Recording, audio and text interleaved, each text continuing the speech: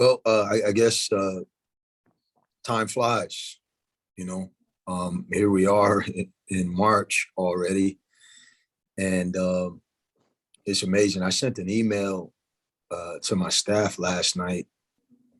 I resent the email that I sent to them back in January about the state of our team and basically a scouting report on each guy on the team and where they were at that point, and ultimately where we were as a team. And it was really interesting reading my own words about the team and the growth that we've had even since that time. January seems like light years away. And so you guys may know this, but I've been working on a book for the last several years, and I haven't really been able to tie it all together because something always happens that belongs in it as we're going. And when we were in Reform, Alabama, on the way back from Mississippi State, Reform became a title for one of the chapters, that experience that we had coming back from Mississippi State. And ironically, the name Reform, because since that time, even though it wasn't reflected in our early conference schedule, we started to turn things a little bit. The makeup of our team and the return of LEL after Christmas. And then when we got to the last several weeks here, the emergence of Kane as the real leader inside our locker room. All of those things have happened since that time. And we've become a different team. We've become a team. And it's been reflected in our play. I think the challenge for our team going forward is, I know this is a long-winded, but this is not a post-game thing, but I do want to bring you guys in. You know, like, the reality is there's always a narrative around mid-major basketball that the regular season doesn't matter. You just have to kind of be good at the end. I think it's a real poisonous narrative that we try to guard against. I mean, we work really hard, and all of these games matter. And if you adopt this mentality that everything you're doing right now as you're going through the season doesn't matter, and all you have to do is be your best at the end, I don't think it's a good way to go about things. And it's not something that I want these guys to wrap their arms around. I want them to embrace the good, the bad, and everything that goes with this journey that we're on. So, and now that we're going into the tournament, everyone's going to keep telling them how hot they are and how good we're playing right now and getting hot at the right time. And we're not hot. We're just playing better basketball than we had been playing, and we happen to be winning enough, but we're not hot. We're not on a roll. And I think we're playing the kind of basketball that we would have hoped, if we were right, to be playing in December. The reality is we still got some catching up to do. And if our mindset is that we're on a roll, we're going to be coming home really quickly. But if our mindset is that we got to continue to improve, we got a real chance. And I believe that's where we are right now. But us having a week of practice here will reveal that one way or the other. Appreciate it, Coach. At this time, we'll take questions from members of the media. Coach Marcel Patuta, Sports Inquirer. Before we get to the tournament, two of your players were recognized all conference in Kane and Corey.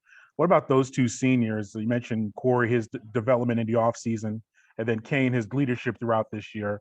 What about those two being recognized by the conference for what they've done so far this year?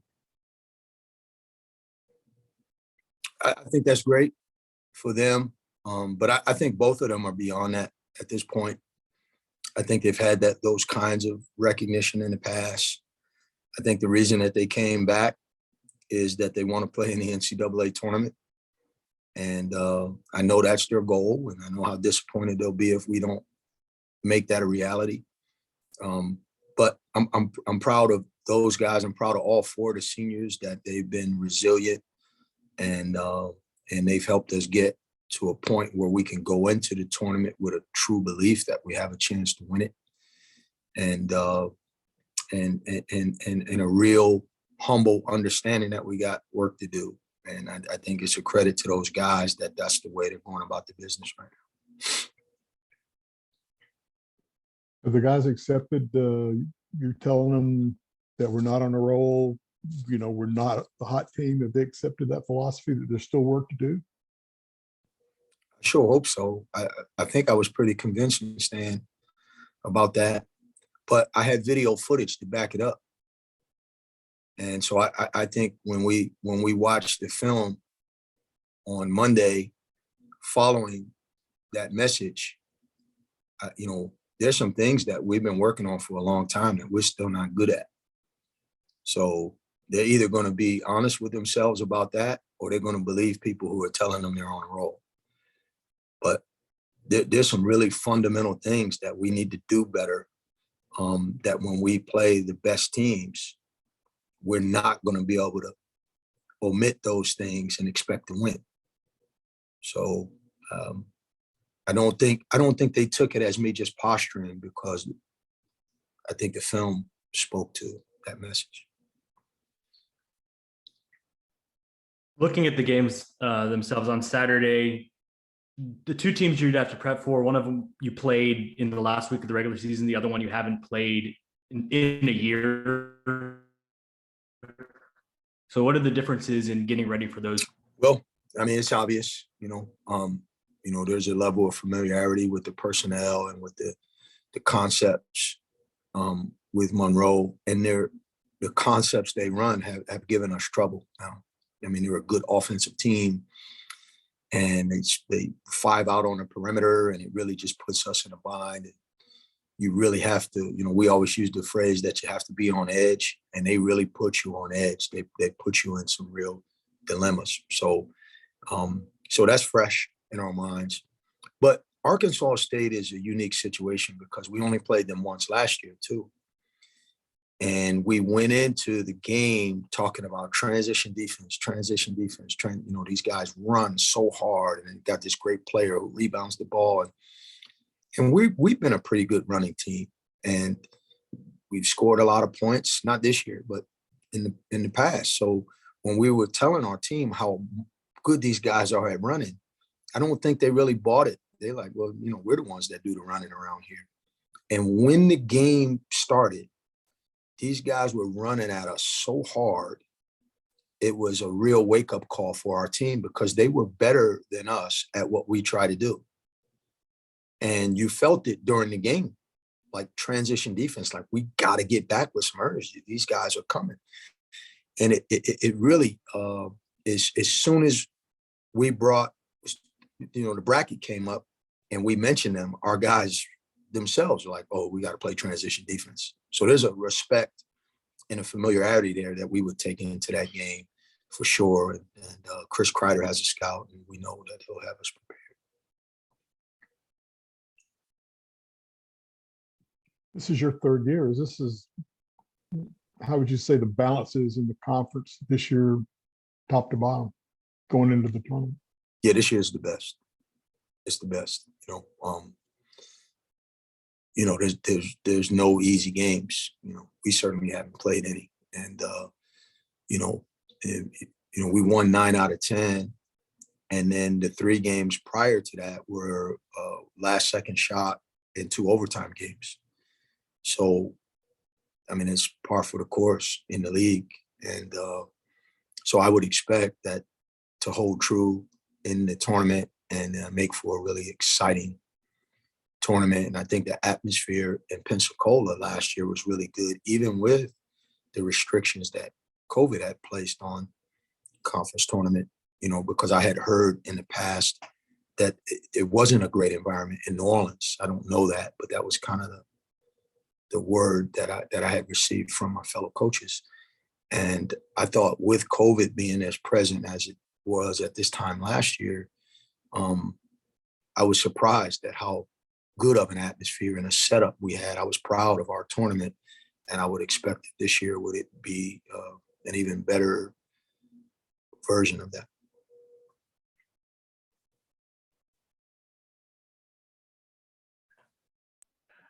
It's Marcel again, Sports Inquirer. You mentioned the veterans in your lineup. Does that help in a way as far as preparations? They know what to expect. You've been to Pensacola last year. Does that just help with just preparing for this contest, having a lot of seniors and upperclassmen that have been there before? It can, yes. You know, sometimes when you got young kids, if they're really good and they don't know any better, sometimes that could be good too. I don't think having veterans is necessarily an advantage, but it's not a disadvantage because I do think there's a lot of veterans throughout the league. I think most of the good teams in our league have veteran players, older players, or guys who've been in this league. And there's a lot of newcomers to our league that are veteran players. So, you know, with the transfers that have come in. So I don't think it gives us any clear edge over everyone. But certainly guys are going to go in knowing what it's about and what it's going to take. You talked about just kind of the path the season's taken, and obviously you probably would prefer to have Ellie in every game, but given that the early games gave Jaheim that experience, and now they're all three back, and you kind of have two bigs at a time on the court that you trust defensively, do you think ultimately those months for Jaheim paid off for him being a contributor in this rotation now? I think so, but you know, Jaheim's a unique young man. He's really competitive. You know, he's got a lot of growth ahead of him. He's got a lot to learn about the game. He's got to get in great shape. But he's not afraid. So, you know, if we had started the year with Ellie 100% healthy, I think Jaheim would have done a lot of the same things he's doing. You know, I just think he's a guy that when he gets out there, he's super competitive. Him getting forced into it, I think it forced him to pick some things up better that we're doing. But sometimes the game is going a little bit too fast for him and there's a little bit of information overload for him. But through all of that, he still plays with a level of fearlessness that's going to serve him well. He's going to be able to expand his game in the future because he could really do a lot of things on the court. He just still learning college basketball on the fly a little bit. But I don't think his contributions would have been much different this time of the season had Ellie been here the entire year. Buzz, or was it just something that came to you? What? Well, there was a points you number of back- things. There was some, you know, we had 15 scholarship players, which is a lot. And, you know, we were juggling with some personalities and some role definition and some things from inside our team. And there was a lot of disruption, you know, from a roster standpoint. And we were forced to make a change at that time because of that. And then when we got stuck there, the bus broke down in reform. And there was no, like the bus companies were closed. We couldn't find anybody to come and repair it. And it's midnight. And between Chris Kreider, a friend of a friend, he wound up calling a gentleman who knew a gentleman who was the athletic director and coach at a high school in Tuscaloosa, which was about 40 minutes or so away from Reform. And this gentleman got out of bed, went to the high school. I can't call the name of the school right now. I don't recall, but his name was Curtis Weeks, this coach. He grabbed a school bus from his school, drove to Reform, picked us all up, and took us to Tuscaloosa and took us to a hotel. And we stayed overnight in a hotel and got up the next day and traveled back to Atlanta. And that act of kindness by this gentleman was a great experience for all of us because we were so wrapped up in our woes as a team. And that email that I spoke of earlier was a byproduct of that trip.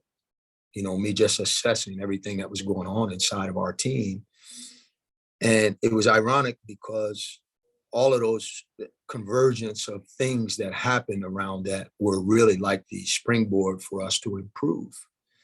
And it forced us to look in the mirror, and that time together gave me some clarity. And when we got back, I had some hard decisions to make and some hard conversations with guys. And I thought that created a path forward for us. We didn't reap like immediate fruits from that.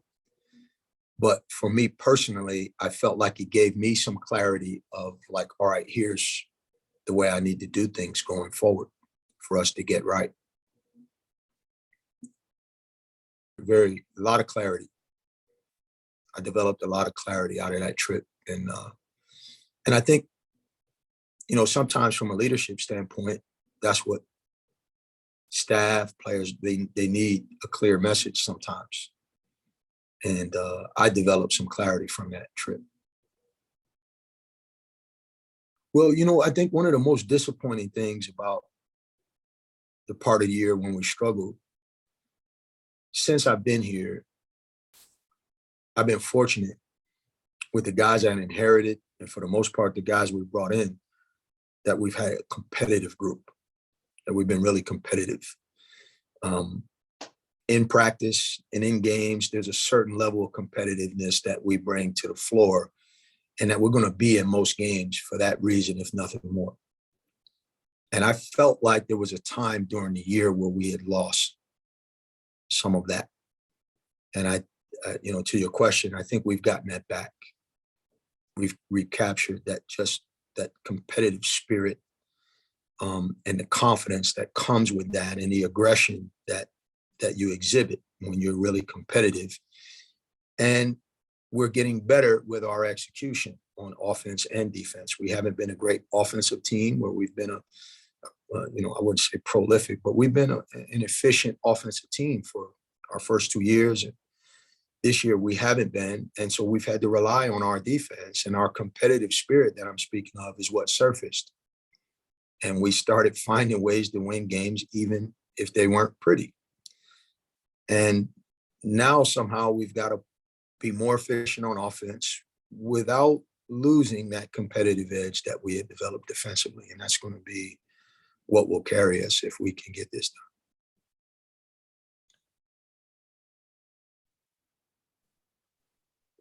You talked about it a little bit after the game Friday, but it's like this group it seems pretty close, and it's like you just don't want the thing to end yet. Yeah, I feel that, when we lost to, I want to say it was Coastal at our place. Mike, I don't know, were you in the locker room after that game? Yeah. I want to make sure I got the right game. I'm pretty sure it was that game. And Eliel missed the free throw at the end. He took that so hard. And I walk into the locker room to kind of do my post-game speech, But the way our locker room is set up, when you walk in, there's the video set up. But behind that is the locker rooms. There's another door you got to go through to get to where the lockers are. And everyone's seated in their chairs, and I'm getting ready to speak, but Eliel is back in the locker room. He can't come out because he's so emotional about missing the free throws. And you can hear him and his emotion in the back. So instead of giving a speech, we go back there with him. And the guys kind of, it was a sad moment because I felt bad for him. But in that moment, it's like we all forgot about the game and we're all worried about Ellie. We're all just like, and these guys were doing the talking. We're in this together. This is the way that they were talking. And I felt like after that we were going to be okay. That we're going to find a way to get through this stuff. And I think Ellie deserves a lot of credit for being one of those guys who everyone else has it in common how they feel about that guy. You know, you have different relationships with different guys throughout a locker room, but everybody has the same perspective on Elliot. And so that's neat to have in your locker room.